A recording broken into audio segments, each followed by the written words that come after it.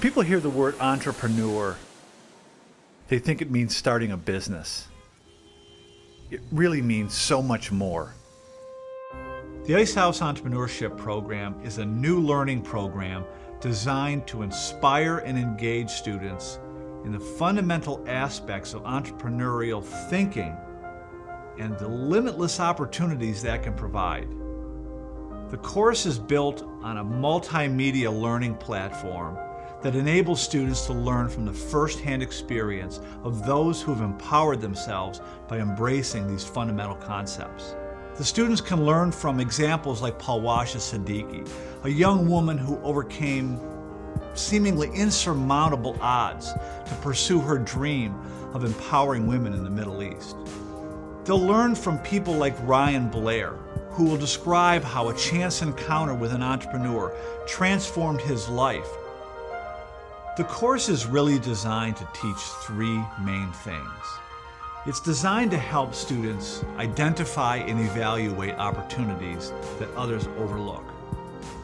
It's designed to help students identify the specific beliefs and assumptions that drive the behavior that enables entrepreneurs to succeed.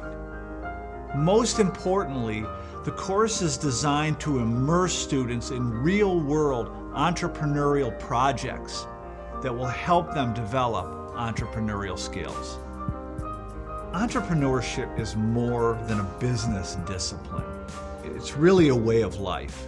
In today's world, whether it's biology or business, economics or engineering, entrepreneurship is a mindset that can empower anyone to succeed.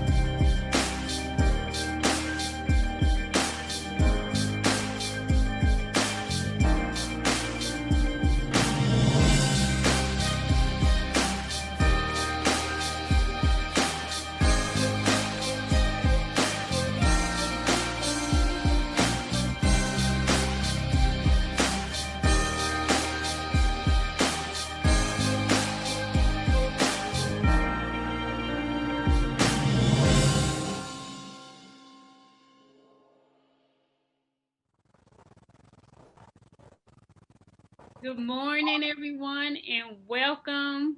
My name is Giovanni Douglas, and I'm one of the counselors from Project Most, and I just want to welcome everyone to the kickoff of Project Most Entrepreneurial Institute. And so words cannot express how grateful and honored we are to have you all here. And we also want to take a moment of silence for reflection and respect on what our nation is going through these past couple of months.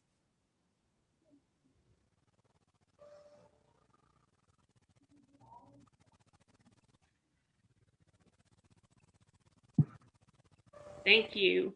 So next we will have a welcome by the college president, Dr. Tracy Hall, followed by VP of Academic Affairs, Mr. Kendrick Hooker. I'm sorry, Dr. Kendrick Hooker. Dr. Kendrick Hooker, yes. Thank you, Ms. Douglas. I appreciate it. Well, good morning, everyone. I am Tracy Hall, president here at Southwest Tennessee Community College, and it is my pleasure to join you virtually for today's what I know will be a very informative and enlightening session. And I am so pleased to see all of you here in attendance.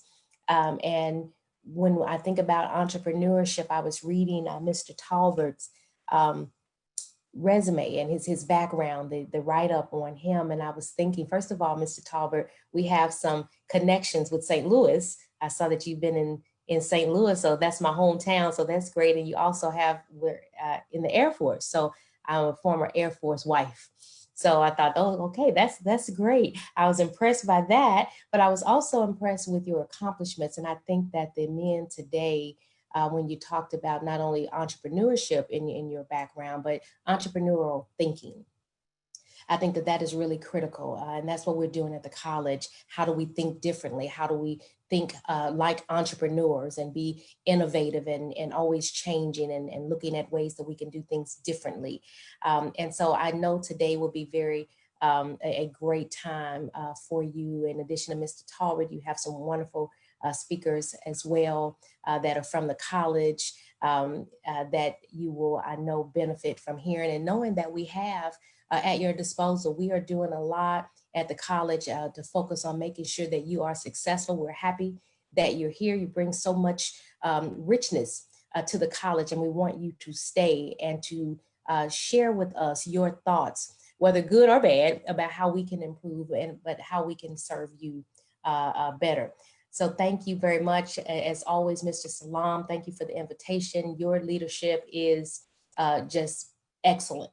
And has always been, and what you do for the college and the value you add is just immeasurable. So thank you for having me here. I'll be here just briefly. My day is busy, but not too busy to take a few minutes to come and spend some time with you all. So thank you again and enjoy today.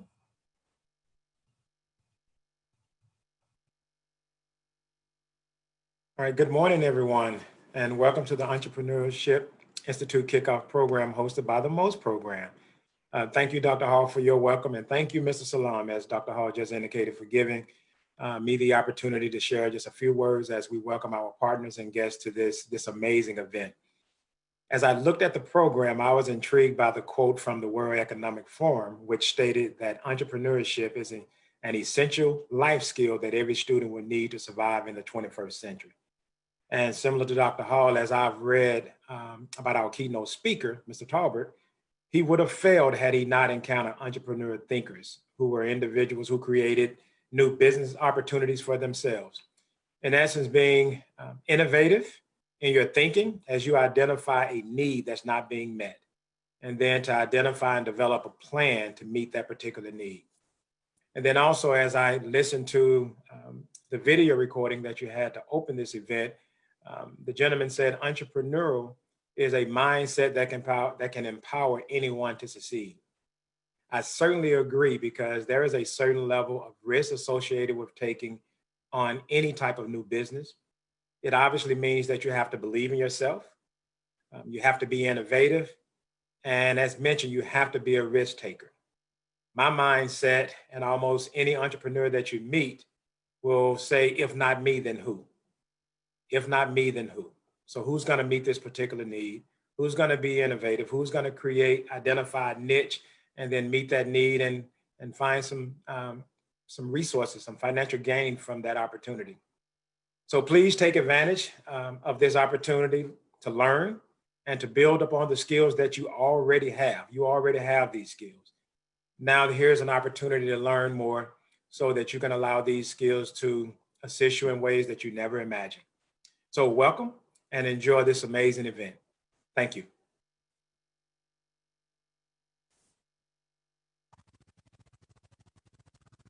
Appreciate that. I can't say enough how much I appreciate Dr. Hall and Dr. Hooker for your support. Just happy to see you here. Makes my heart feel good to know that you're supporting us and we're moving in the direction we should be moving in.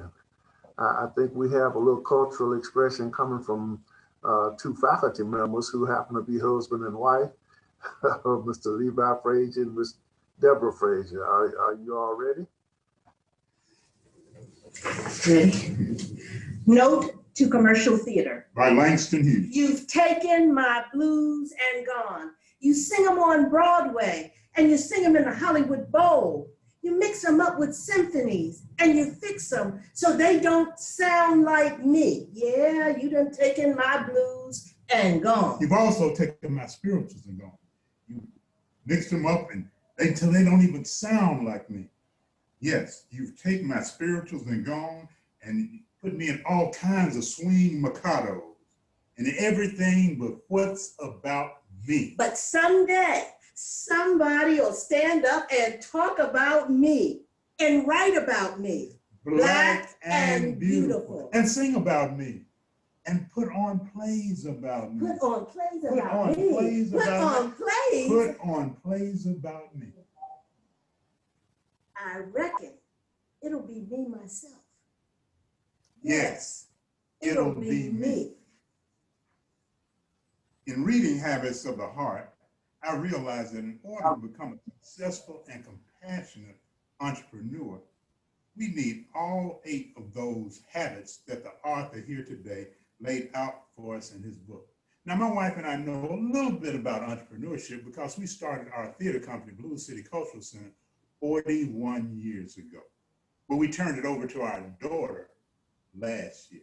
Yes, to be a successful entrepreneur, you need the 8 habits, these 8 habits that the author laid out for us. First, we must have a nurturing attitude.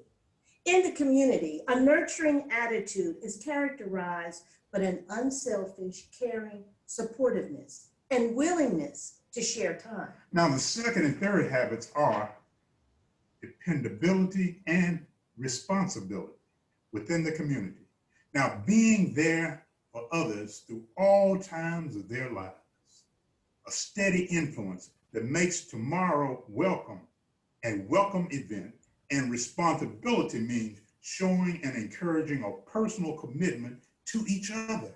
The fourth habit of the heart is friendship. In the community, friendship is a habit that binds people together when they take pleasure in each other's company. Listen, laugh, and share good times and bad. Now, the fifth habit of the heart is brotherhood. Brotherhood in the community is the habit that reaches beyond comfortableness, people that you know, relationships that you're already aware of, to those who may be different from ourselves. The sixth habit of the heart is expectations. In the community, high expectations involve believing that everyone can be successful, telling them and praising them on their accomplishments. Now, the seventh habit of the heart is courage. In the community, courage is standing up, doing the right thing, speaking out on behalf of others, and making a commitment, a real commitment to excellence in the face of adversity or the absence of support. And the eighth habit of the heart is hope. Within the community. Hope is believing in tomorrow because you have learned to see with your heart. Thank you. Thank you very much. Wow, thank you. Outstanding as always. Really appreciate your support. Mr. Fraser's been with us since day one, supporting us and helping this program in any way he can, as well as Ms. Deborah. She's also been there every time we called on her. She's responded. I appreciate you very much. Thank you. So we're not going to delay much longer here. I just briefly, and I'm going to just scrap most of what I had to say because everybody already knows now about what Mr. Talbot is all about. And I'm going to just leave this quote with you. It says, live every day as though you will live forever. And then live every day as though you'll be gone tomorrow. And to me, that encompasses a lot of what entrepreneur thinking is about. That's about taking advantage of opportunity whenever it comes to you and never taking life for granted, always moving forward. With this, I'd like to bring on Mr. Talbot. I know he has a wealth of information and I want to give him the most time possible. Mr. Talbot, thank you. It's my pleasure being here. It's a great day. Growing up in the Mississippi Delta, I considered your city as the gilded glass door to the rest of the world. And I would often say, if I can just make it to Memphis, then I can find out what lives beyond the world that I've known all my life. So it's a real pleasure to have the opportunity to share with you those things that are very meaningful to me, how do we discover our entrepreneurial quotient? To clearly understand that there are some qualities and there are some attributes that we can bring to light that impacts every single aspect of our lives. So let's see, trying to get my movement here. Perfect. That's one of the things that I always say, we don't live in this world to get things done by ourselves. So the tech gentleman, Mr. Corey Ray, who's sitting right by me, I couldn't do this without him. So Corey, thank you very much for being here. But thinking is an asset. And most of us do not see thinking as an asset that we can use on a regular basis. But one of the great thinkers of our time, from a human perspective, was born in the 15th century, Leonardo da Vinci. And he has been credited as being the most inquisitive human being to have ever lived. There was never something that he didn't ask a question about, that he wasn't thinking about, because innovation does not happen without thinking. Your success does not happen without thinking. So the idea is, how do we gravitate toward these qualities, bring them into our lives on a regular basis, not periodically, but on a regular basis to make a difference? And as I celebrate the men of most, the men of Southwest Tennessee, I may never get a chance to meet you personally, but I know that in the world of life and living, our paths will cross. For the simple reason, I want the very best for you. I want to see you maximize your potential to discover beyond your wildest imagination of who you are and who you can become. You see, I dreamed my future while in the fields of the Mississippi Delta. So let me just stop for a minute and take you out of the big city, take you out of the wonderful hotels and the wonderful businesses that you have, to a world that has virtually disappeared. But I still see myself as a 5-year-old boy, standing by the front gate with my great aunt Mama Punk, because she's on her way to the fields and I'm going with her. And this would be the world I would know up until I was 16 years of age. But this was the world she had known all of her life, and her parents before them. I said in a post on LinkedIn recently, they were celebrating my work. And I said, you really can't celebrate what I've done, because I really haven't done that much. I said, but what you really can do is give kudos to the porch people, those incredible people whose backs were often bent low and whose eyes may have been held to the ground, but in their hearts, they had another vision of who I and so many others could become. And because of them, I'm your guest today. The field workers of the Mississippi Delta, they were the ones who clearly understood that they might not be able to make their dreams come true, but they were going to do everything within their power to make my dream bigger than I could have ever imagined. So today, as I celebrate the porch people of the Mississippi Delta, I leave a message with the men of most, that it doesn't matter where you start, but what matters is the journey that you embark upon and how you allow that journey to take you to worlds beyond your imagination. And this is what the entrepreneurial quotient can do. It can take you beyond your imagination. So who will Little Cliff becomes? Because what we have to do is we often look at our dreams versus our reality. The fields of the Delta were my reality, but they were not my dreams. And the dreams are what we really want to see move us to that next level of life, to that position of understanding what we can accomplish more than we ever imagined. So the question that I will ask myself, who will Little Cliff become? How will he weigh his dreams against his reality? The reality said the cotton fields of the Mississippi Delta. That is the only world I knew.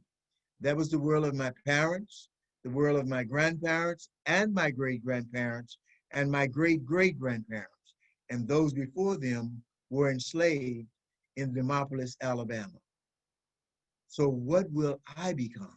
Who will I become? What can I draw upon in order to make dreams come true and to change the course and the trajectory of my life? Well, first and foremost, several years ago, I was recognized by Time Magazine as an emerging entrepreneur.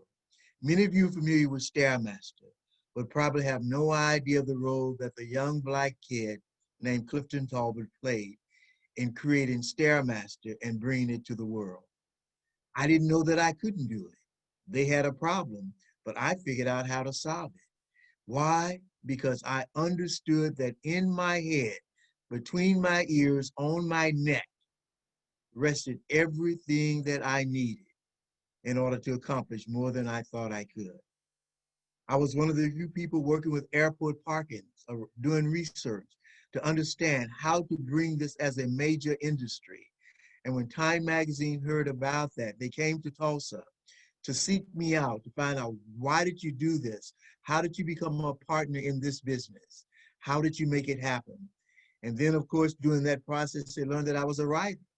I had written 15 books, nominated for the Pulitzer Prize.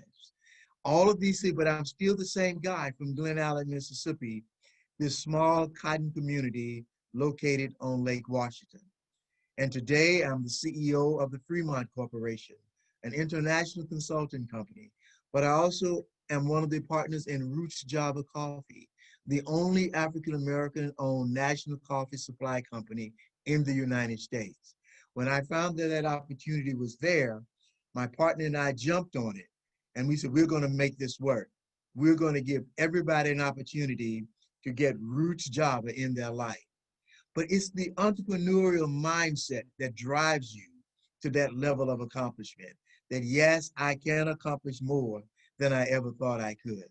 My life made a turn in the cotton fields of the Delta, and that turn took me places I could not even imagine. How can one forget speaking in the Assembly Hall of the United Nations? When I think about it today, and I ask myself, when I crossed 46th Street that morning to get to the United Nations building, the world was there. And I was so intimidated by all that I saw, trying to figure out, how did I get there? What caused me to get there? And it was my great Uncle Cleve and his story about who owns the ice house and how he had become an entrepreneur. Well, entrepreneur was not a word that he used. It's a French derivative, and we didn't speak French in Glen Allen, Mississippi. But the word that he used was gumption. His whole life, he said, if you got the gumption, you can make it happen. You just need gumption. And speaking at the United Nations, Harvard University, where I lectured for 5 years, and then the United States Air Force Academy, where I lectured, Charles Sturt University in Australia, where I lectured again on the entrepreneurial mindset, the entrepreneurial quotient, what one can do in order to achieve and accomplish, and how you, the men of most, can really gravitate toward this and clearly understand that this is something that you hold in your hands, you hold in your heart, you hold in your head. They all become entangled in this incredible rope of success upon which you can climb to places you have never been and have dreams that you can hardly imagine. Australia is a place that really exists. I didn't know that as a child. I didn't know that it would take almost 24 hours to even fly there. But once I got to the land of kangaroos, once I got to the land of this incredible theater, the world that was just a different world for me, to meet incredible Aboriginals and the work that they have done, and to understand their lives, and to leave part of my life with them. None of this would have happened had I not clearly understood that who I am and who I can become, those powers are invested within me. And I was determined that I would let no one, under no circumstance, take those powers away. So I ask you today, who will you become? Who will you become as you make this incredible journey called life, where you have the opportunity to discover not just what you want to do for the moment, but what you want to put yourself in a trail of doing, literally, for the rest of your life. So I want you all to meet my great uncle. The gumptioneer is what I call him, the change agent. This is the man with little education, formal education that is, but he was completely blessed with what they would call in my day growing up mother wit. There was nothing he did not know or he did not attempt to do. And to work with him as a 12 and a 13-year-old boy, I could not have asked for a better opportunity in my life. He was indeed the change agent. He indeed transformed the trajectory of my life. The Gumptioneer, my Uncle Cleve. His actions and his conversation will shift my thinking. Mentors are very powerful. And to all of you that are listening, all of you that are online with this, I want you to clearly understand the reason I said yes to Mr. Sullivan. The reason I said yes is because this would give me a chance to use my voice as a mentoring voice to the men of most, to help them clearly understand that the decision that they have made to be part of this program can be a decision that can transform and change them for the rest of their lives. Because mentors are powerful. And when technology can help us become a mentor, that is even better.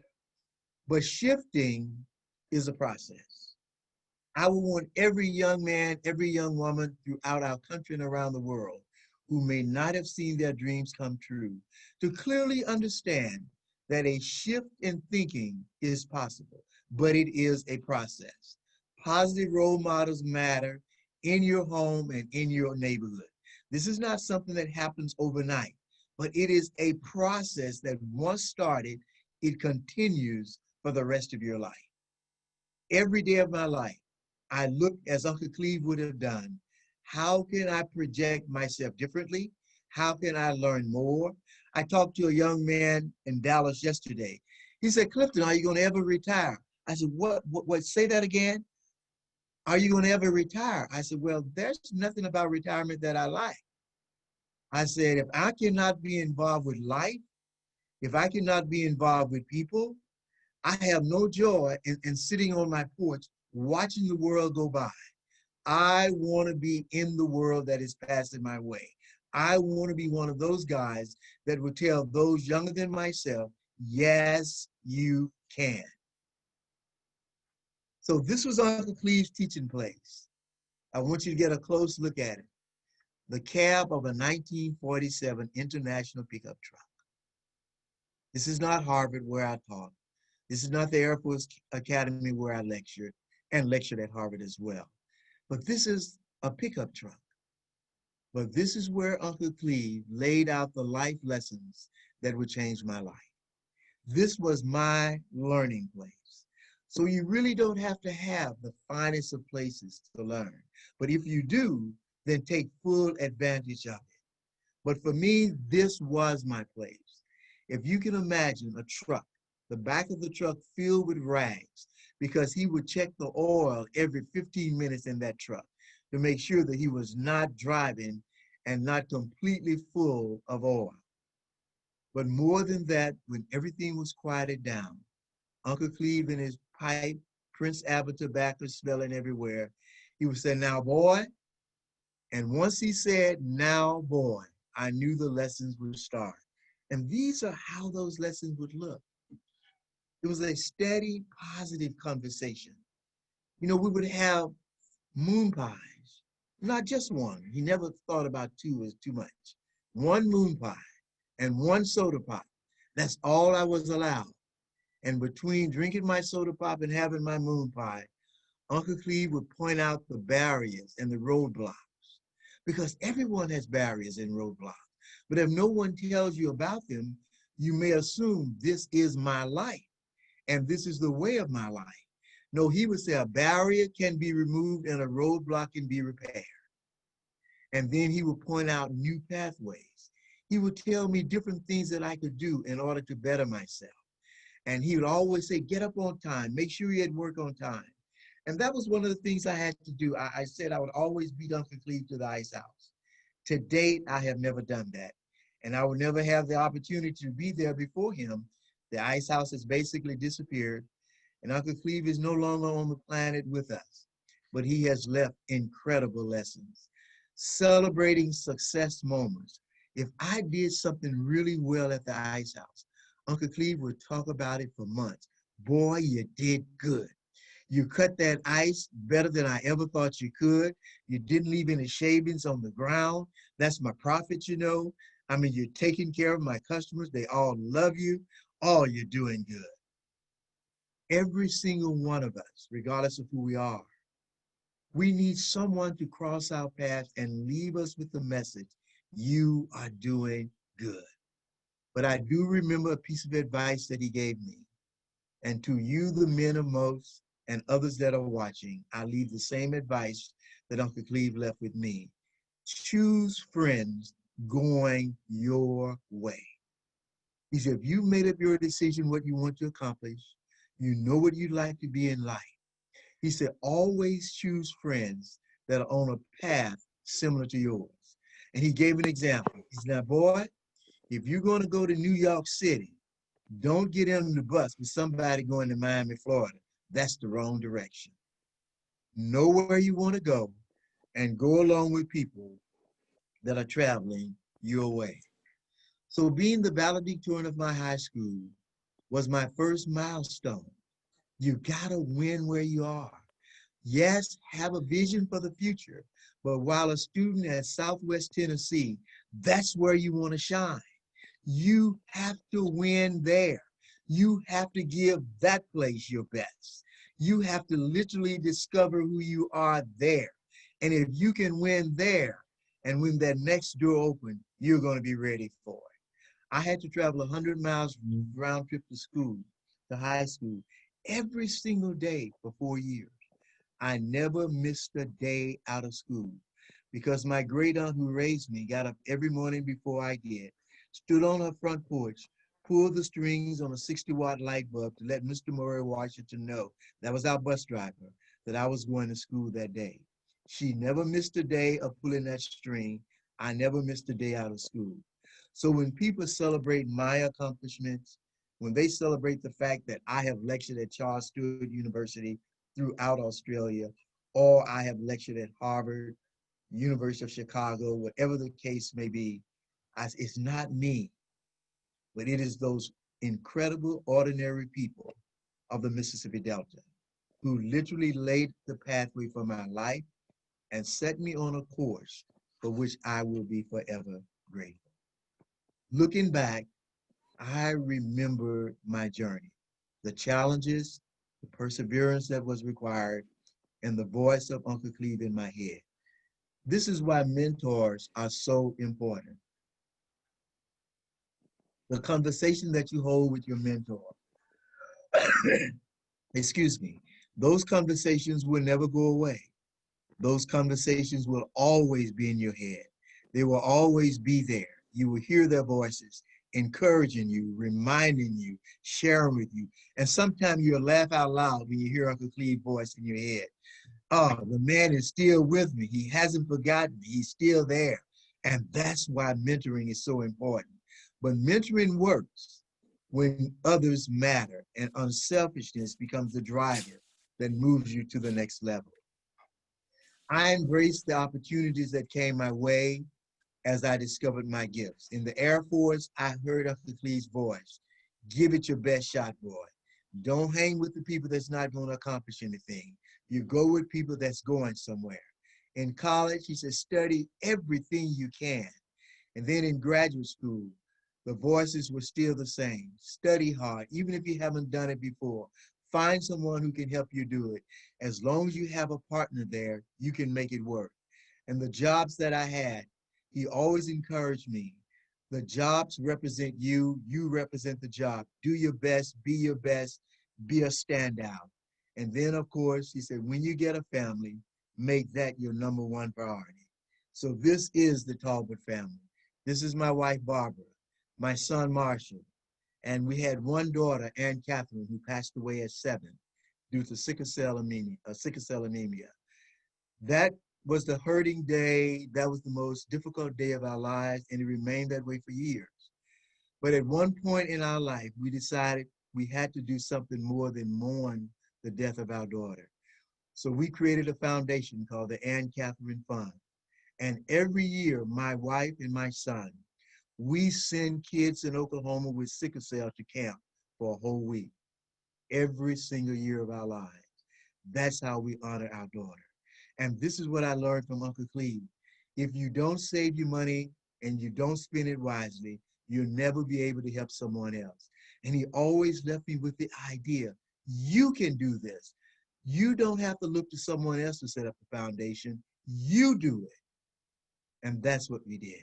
My incredible wife, that's what she's working on right now, is the letters out from the foundation. And we all work in the same office. And sometime when we want to download something, she said, you can't do it. I'm working on the foundation stuff now. Leave us alone. But it's a wonderful thing. It's a wonderful thing to have that opportunity to do so. After 24 years of rejection, it took me 24 years to get my first book published, Once Upon a Time When We Were Colored. And I had no idea that it would become an international bestseller and a gift of Nelson Mandela. That's one of the greatest joys of my life. When an attorney from Pretoria, South Africa came to our house for dinner, and when she walked in, she simply said, we know of your work in Pretoria. The president keeps your book on his desk. And to think that one day I would write a book that would become a major motion picture, Once Upon a Time When We Were Colored. I'm the same kid who stood at the gate with my great aunt at 5 years old, with my little croaker sack, a gunny sack, as many would call them, on my way to the fields to pick cotton, because that was the only world we knew. But it was a world that my great aunt was determined that would not be the last piece of my information.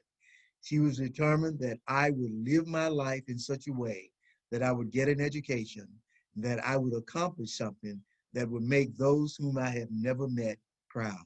And she did everything she could for 4 years, standing on the front porch, pulling a light string. And when I graduated valedictorian of my class, I knew it was because of her. No one accomplishes anything alone. We all need each other. The next generation, that's my responsibility. What about my son? He's Uncle Cleve's great nephew. My son, this little boy hanging on my back, he is my responsibility. I had to set the parameters for him. I had to set the roadmap for him. And today, my son is a grown man, living his life in Los Angeles with 2 businesses of his own, following the voice of Uncle Cleve. My son is an entrepreneur. Marshall Danzy Talbert, the LA entrepreneur. He's the owner of Danzy Design Studios. He designed athleisure wear, the only male designing athleisure wear. And one of his great joys is when Mrs. Obama, our incredible First Lady, this year when she chose designers to design different aspects for the project that she was doing on voting, my son's company was one of the designers that she chose. And today, Marshall has become this guy literally around the world. Uncle Cleve would be proud to know that the Ice House has just moved another one of his family members into international acclaim because of the work that he does. His generation has been charged by myself and my wife to make a difference in the world. And this is what I'm sure that my boy will do.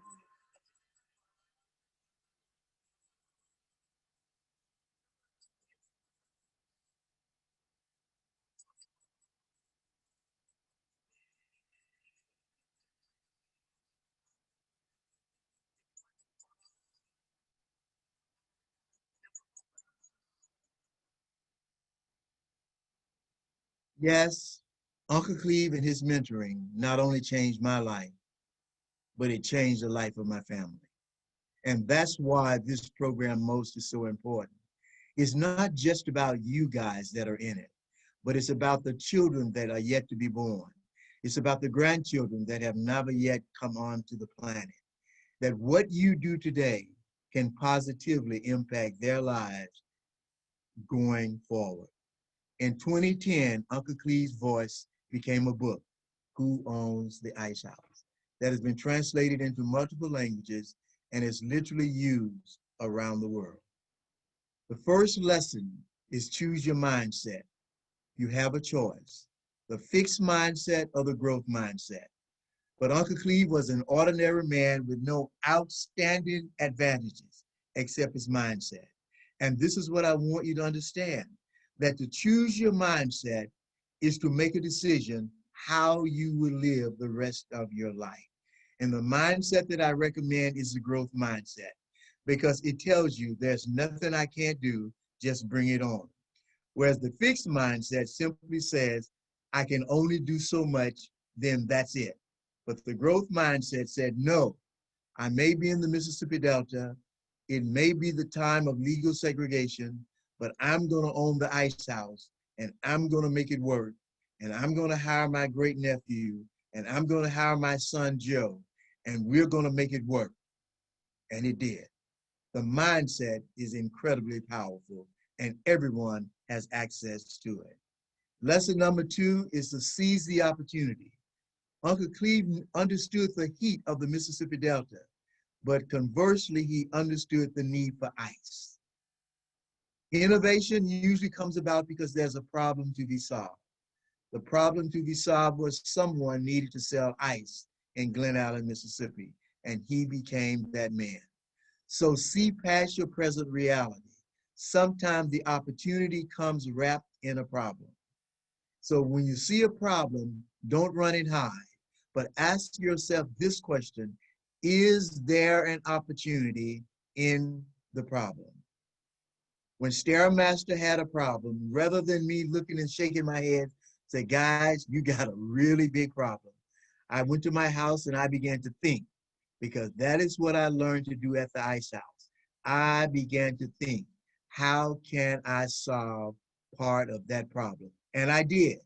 And as a result of that, I became part of this incredible company that has made a tremendous impact upon fitness, not only in America, but around the world. Lessons number 3 is don't wait, take action. Rosie Parks left us an incredible example of what it means to take action, to think about it and then to do it. That's what Uncle Cleve talked about. Taking action is not the end of the game. Taking action is the start of the game. And you have to remember that your first step matters. If you don't take the first step, there is no way you can take the second step. There's no way. The first step matters. So lesson number 3 in Who Owns the Ice House is take action. Lesson number 4, knowledge holds your future. Allocate time to learn. Uncle Cleve had a limited education, but he was always reading. Books and newspapers were everywhere. He wanted to know what was going on around the world, even though he lived in Glen Allen, Mississippi, less than 500 people, surrounded by Lake Washington and cotton fields. But yet this man read everything that crossed his path and encouraged me to do likewise. And today is in our house. My son calls it the museum. There are books everywhere. Not unlike your office, Mr. Salem. There are books everywhere. Books are everywhere. And my son would walk over them when he was in high school, step around them. But now as an adult, now understanding who he is, now fully understanding who he can become, this man reads 3 books a month. The Life of Leonardo da Vinci. He's reading that, in The Life of Malcolm X. He's reading everything that has to do with success, everything that has to do with defining his life in a way that can allow him to accomplish more than he ever thought he could. Lesson number 5 is build wealth. Now that's a process. Uncle Cleve understood that with money, he could leverage his future. And he called money a strategic partner, quiet and powerful. Not something that you talk about. It is not something that you dress to let people know you have it, but it is something that you bring into your life in a way that will be there when you need it. So when the opportunity comes up, you can make it work. And my son has carefully and thoughtfully learned that lesson. I said, Marshall, what you make is nobody's business. Don't wear your success on your body. Keep your success in an interest-bearing account. That's where it will matter the most. That's the lesson I learned from Uncle Cleve. Lesson number 6 is you are your brand. Guys of most, I want you to understand that. You are your brand. You are your brand. And this is what I tell my son, Marshall. Marshall, you are your brand. What you do and what your friends see you do, how you act, how you respond to life, how you respond to circumstances, how you handle yourself in the grocery store, how you handle yourself in talking to a client, how you handle yourself when there's a problem to be solved, the people that you choose to run around with, all of those things will define who you are. You are your brand. And right now, at this stage in your life at Southwest Tennessee, guys, you are building the brand that can literally impact you for the rest of your life. That's how important it is to understand that you are building your brand. And number 7, I had to put the picture of Supreme Court Justice O'Connor there. When I was asked to address the United States Supreme Court, it was she who introduced me. But I remember what she said, that no one accomplishes anything alone. It is all the weaving of one thread from one to another that makes something that matters. And that is what relationships are all about. And that is lesson number 7 in Who Owns the Ice House, that personal discovery. Who am I? What can I do? Who can I become? Who can I connect with? And it's not just connecting to see what you can get from that person. It's connecting to see what you can bring to that person and what that can look like as you move forward. Because no one accomplishes anything of significance alone. Experience and exuberance are worthy travelers. Oftentimes we think if you're filled with exuberance, you want to hang around 21-year-olds for the rest of your life. No, don't do that. Don't make that mistake. Get a 60-year-old in your life. Get a 70-year-old in your life. Get a 50-year-old in your life. And those of us who is past 60, don't be afraid to get a 22-year-old in your life. Have your house filled with incredible voices so that the ideas can be forthcoming. New ideas, ideas that generate from a mindset that may be different than yours, from a thought pattern that may be different than yours. Chapter 7 is about relationships. It's about choosing who you want to travel with you and making the most of that. And to realize that as a senior adult as I am, I cherish the idea of having 20-year-olds as friends, asking them, what do you think about this? Well, Mr. Talbot, I do it this way. Well, why would you do it that way? If you can't ask questions, you will get no answers.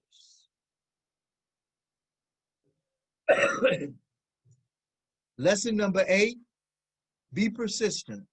Uncle Cleve was focused. And I've chosen the young picture of Nelson Mandela because he, to me, is the epitome of persistence and focus.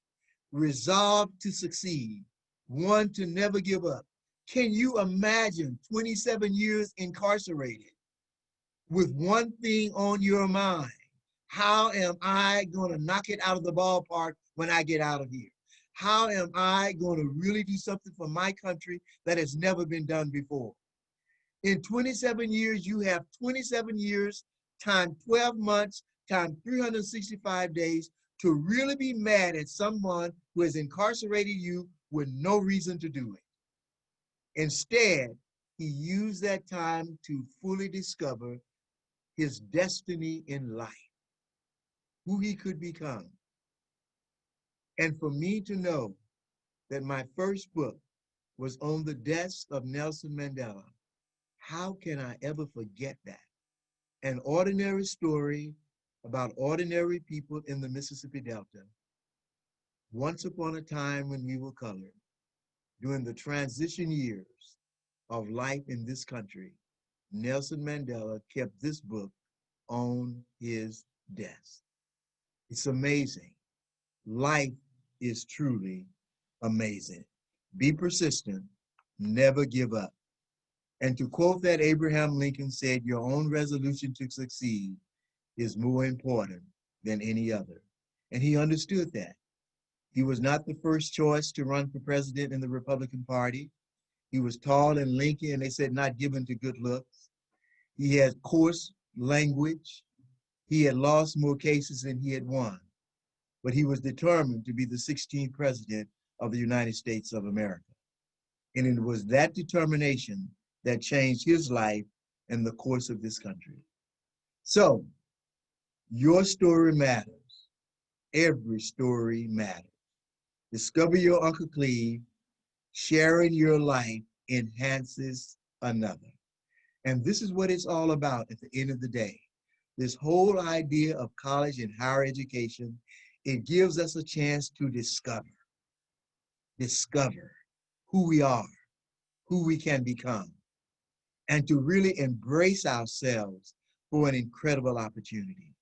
I remember going to the bank with my great Uncle Cleve in Greenville, Mississippi. And because it was legal segregation, we had to go in through the back door. And I remember when he would go in to put his little passbook, saving passbook, the teller would be careful not to touch his black hands. And I've often said to myself, if I ever get a chance, I will own a bank. I said, yeah, I will own a bank. I didn't think that would be possible. But in 2000, Barbara and I were part of a de novo team that opened up a bank in Tulsa, Oklahoma, and sold it in 2008. So for 8 years, I had keys to a bank that my uncle could walk into the front door, sit in the comfortable chair, and look around and said, yeah, my boy is part of this. That's what life is all about at the end of the day. You may stand at a gate at 5 to go to pick cotton for a plantation that you don't own. You may be 5 years old standing at a gate where your back will be bent, your hands will be scarred, and your fingernails will have blood running out of them because of the cotton bolls. But that is not the end of your life. That is the start of the rest of your life. Never underestimate who you are and who you can become. Entrepreneurial thinking does not belong to any race of people or to any gender. It is a gift to humanity. Embrace it. Make the best of who you are. I can't wait for one day to understand that on this day, November 4th, 2020, a group of young men heard me talk as well as others, and their lives have gone on to outstrip mine by 1,000,000 miles. This is what I want for every single one of you.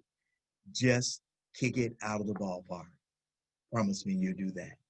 Thank you very much, Mr. Sam. Thank you very much.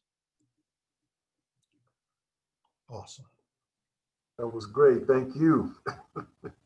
I'll tell you, outstanding, outstanding. We really appreciate all of what you have brought us, this wisdom, this great understanding about entrepreneurship from a true entrepreneur perspective.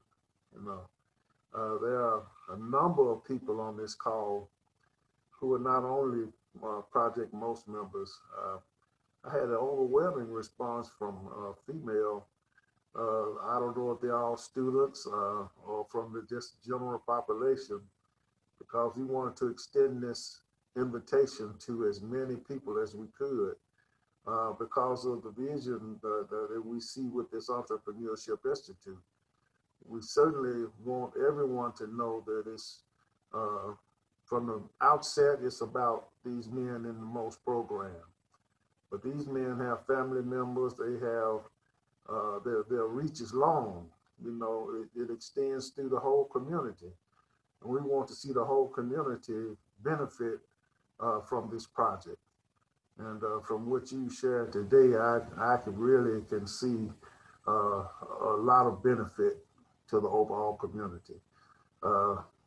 One of the things that I love about working here in the name of this institution is community. Community for me is very important.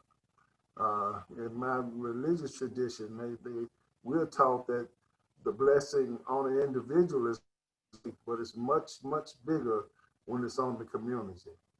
And so this is where we try to put the focus, you know, on more than just ourselves. And your comments on mentorship, very much in line with our thinking here. You know, not only just with Project Most, but that comes from the president.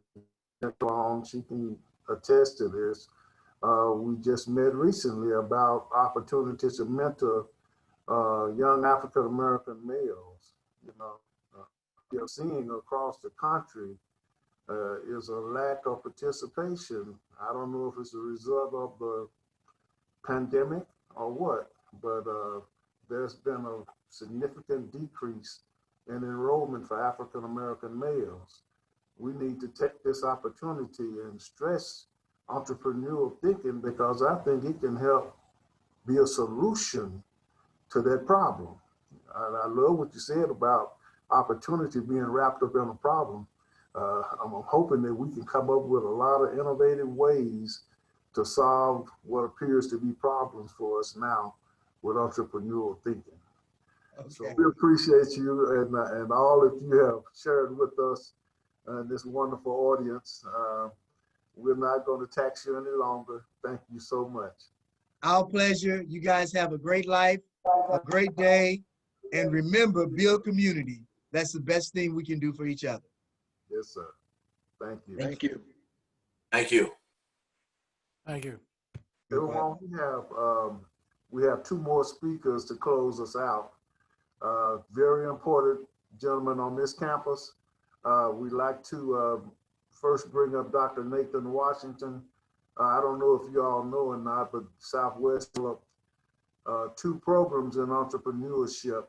One is an Associate of Arts degree, and the other is a certificate program in entrepreneurship.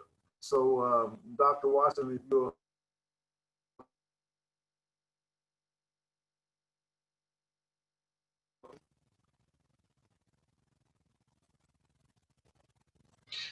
Thank you. You cut out a little bit. I appreciate that. I wouldn't consider myself a very important person, just a person trying to help out. So I appreciate that. I'll be short and quick. We've got as he mentioned, two new programs within entrepreneurship and small business management, technical certificate, and then a associate's degree as well. One thing I want to point out that technical certificate, we call it an embedded certificate. So if you pursue and earn the certificate, that certificate and courses actually is part of the degree. So you're just that step closer to earning that degree. I like how Mr. Talbot was explaining that there's a lot of risk. There's always a lot of risk as being an entrepreneur, and needing to understand those risks is so important, whether you're in the midst of starting a business or before you start a business. And going through the process, understanding what is involved with becoming an entrepreneur. And as he mentioned, everyone has barriers. I think we all know people that have a side business or have a full-on business. I have a lot of friends that have started businesses on the side. Some have taken those businesses to be their full-time jobs, and that's all that they work on. Some have been successful, some not so much, but they've learned through those failures and moved on to other things. I believe that one of the biggest barriers that most people have in starting and running a business is the finances, understanding where the money's going, where is it coming from, how to use it. And both the certificate and the degree, they are heavy in the financials, accounting and finance. And that is on purpose. So I know a lot of people in college, they don't like math, they don't like the numbers, they don't like finance. But as an entrepreneur, as a business person, understanding that is critical. And so that is some of the items that are that I've made as a main point, and you have some selection variations within those. But those are now, if you go to the Southwest catalog, those have now been published in the current catalog. We just got that approved actually this semester, and so that is something that I've had a lot of students ask me about. In fact, I recognize a few names, my students on this program here. So that is out there. It is now, again, just as of this semester, been published on the website. And if there's any questions that anyone has about it, my contact information is on those pages as well. Okay. Thank you very much. I'm hoping that anyone who's interested in that, please see us as partners in this degree and certificate seeking program as well. We have one other speaker, last but certainly not least, Mr. Rory Thomas, who's over the Tennessee Small Business Development Center.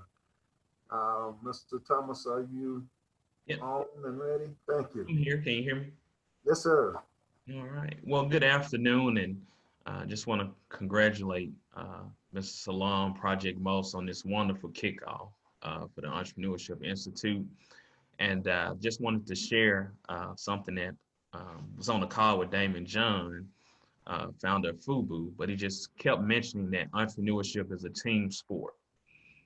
Entrepreneurship is a team sport, so it takes everyone to be a part of it. So we have a lot of great resources here at the colleges. As Kareem shared, as Dr. Washington just shared as well too, as he was mentioning about the certificate and degree, just about the finances and accounting and all the things that's involved in it. Something that we've witnessed just during the pandemic right now. A lot of small businesses, of course, are facing unprecedented challenges. And there's been so many programs that the Small Business Administration, city and county and state government have come out with. But some businesses have not been able to take advantage of it due to not having accounting records and other type of important information together. So that degree certificate program could be a really big game changer as well too. But wanted to mention, as sticking with entrepreneurship, the team sport, career services. I see Brenda Williams is on here as well. But this has been something that students have been asking about. So she's spearheading and has our Tennessee Small Business Development Center and the business department involved. So on November 11th, from 11:15 to 12 o'clock, so just quick 45 minutes, we're having a how to start your own business, becoming an entrepreneur. I believe you'll probably receive some information about that soon. But we'll talk about some of the steps to get started in starting a business. But even more importantly, it's always great to have a testimonial. So we're going to have Alfred Washington, who is the owner of Top Notch Security, who is a Southwest Tennessee Community College graduate. And he started his security business with $500.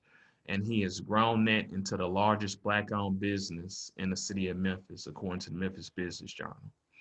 So Southwest student, African-American male student right here at Southwest, grew his company to the largest Black-owned business in the city of Memphis right now. So he'll be talking about his steps and what encouraged him to start a business and how he continued to grow that business.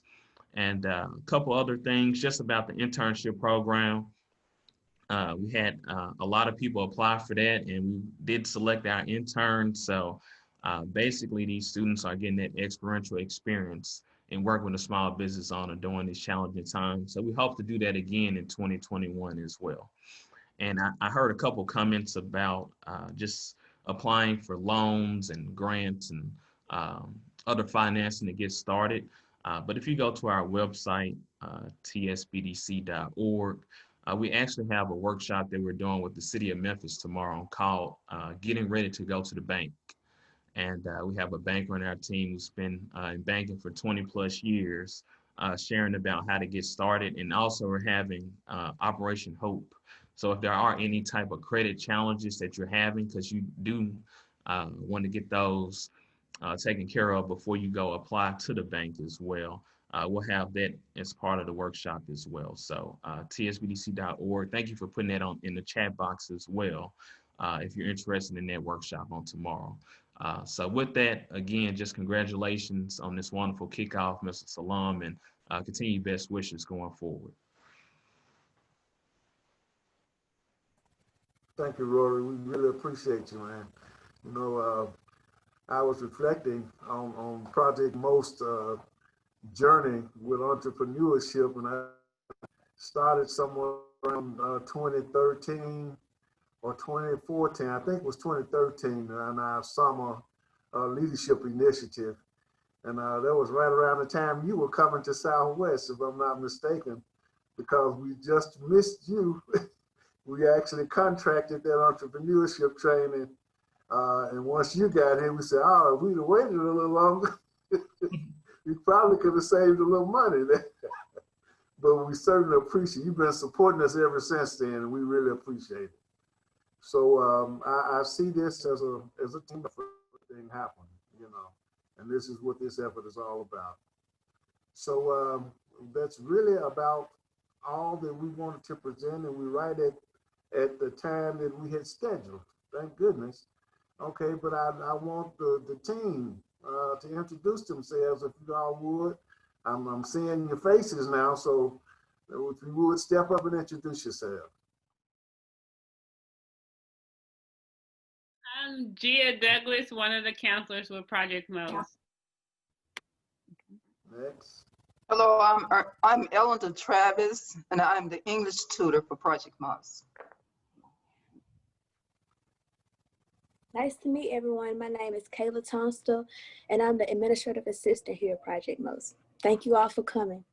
Good morning. I'm Deborah Davis, and I'm one of the counselors here at Project Most. Good afternoon, everybody. Hope everybody enjoyed everything. My name is Sherman Robinson. I'm one of the counselors here with the Project Most program. Okay, great. We do have one more team member. He's our math tutor. He may not be present now because he teaches full-time at Shelby County Schools. But he tutors, he's our late evening tutor. And so you guys in the program, you know, you need help, you know where to reach out to.